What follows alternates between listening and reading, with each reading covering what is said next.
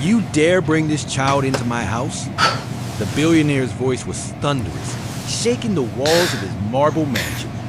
His eyes, sharp and cold, bore into the trembling Maid clutching her newborn.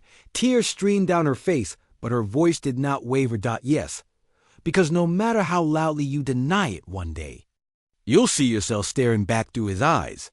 The grand chandelier swayed above, casting fractured light across the billionaire's office. His empire stretched across the world, yet in this moment he felt cornered. He had conquered markets, silenced rivals, and bent governments to his will. But here, in his own home, a maid humble, quiet, unimportant in his world of power stood before him with a baby in her arms. "I gave you work," he hissed, slamming his hand against the desk. "I gave you shelter. And this is how you repay me? With lies?" The maid held the baby closer. Her body trembled, but her gaze was steady. "This is no lie. You can hide from the truth. You can curse my name. But one day, you won't be able to curse him." The mansion's walls echoed with silence after his command. "Leave, now." Her legs shook as she walked past the marble floors she had scrubbed 100 times, the gold railings she had polished until they gleamed. No servants met her eyes. They bowed their heads, complicit in silence. She stepped out into the cold night, clutching the baby to her chest. The massive iron gates closed behind her with a final, unforgiving clang. The billionaire turned away, convincing himself that wealth and power could erase shame. Far away, in a one-room apartment with peeling paint and flickering lights, the maid rebuilt her world. Days blurred into nights of endless work. She cleaned offices by dawn, cooked in diners at noon, and ironed strangers' clothes until her hands bled. But no matter how tired, she always sang to her baby at night, "You are not a mistake. You are my miracle." The boy grew with laughter that filled the cracks of their poverty. His curls bounced when he ran, and his smile lit even the darkest corners of their tiny home. Years passed. With every day, the boy's eyes grew sharper. Neighbors noticed. "He has someone's look," they whispered. At the market, strangers paused, tilting their heads. Those eyes, they're familiar. The maid said nothing. She would not beg. She would not shame him. She raised her son with dignity, teaching him kindness, even when the world gave them cruelty. But each time she looked into her boy's eyes, she was reminded truth lived there, waiting. Back in the mansion, the billionaire's empire flourished. Boardrooms fell silent when he entered. His name was stamped on skyscrapers. His wealth splashed across headlines. But in the quiet of his private nights, he was alone. Empty hallways echoed his footsteps.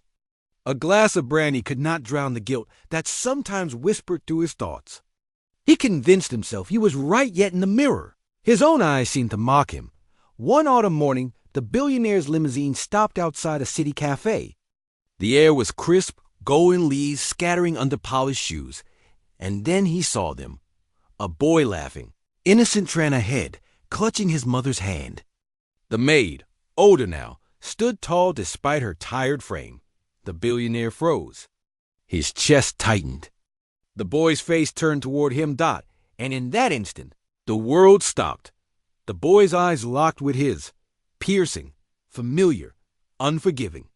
The billionaire's breath caught. He had spent years convincing himself this was not his blood, not his son.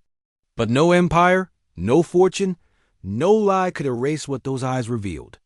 They were his. The boy tilted his head in curiosity, unaware of the storm raging in the man's heart. The maid met his gaze too. Her expression was not bitter, not vengeful, just steady, quietly declaring, "I told you so." The billionaire stumbled backward, his hands trembling. He saw flashes of his cruelty, the night he cast him out, the words he had used like daggers. Guilt crushed him heavier than any boardroom defeat. "What have I done?" he whispered, his voice cracking. For the first time in years, his walls of pride crumbled. The man who never bowed, never broke, sank against his limousine. His heart pounding. With unsteady steps, he approached. His empire, his wealth, his image, all of it faded into irrelevance. Before him stood the only legacy that mattered. "I denied you," he said, his voice shaking as he crouched before the boy. "But I will never turn away again." The child's small hand rested in his trembling palm. The innocence in his son's eyes pierced deeper than guilt, offering something more powerful than shame-hope. Dr. Maid, tears brimming, whispered softly, "It was never about wealth. It was about love." The billionaire sank to his knees, in the middle of the street, in front of strangers who stared in disbelief. Not as a mogul, not as a master, but as a father, he embraced his son. The boy laughed, a sound that shattered years of silence. The maid watched, her heart both breaking and healing at once. And in that moment, the man who owned skyscrapers learned the most priceless truth. The greatest fortune was not measured in billions, but in the eyes of a child who carried his truth.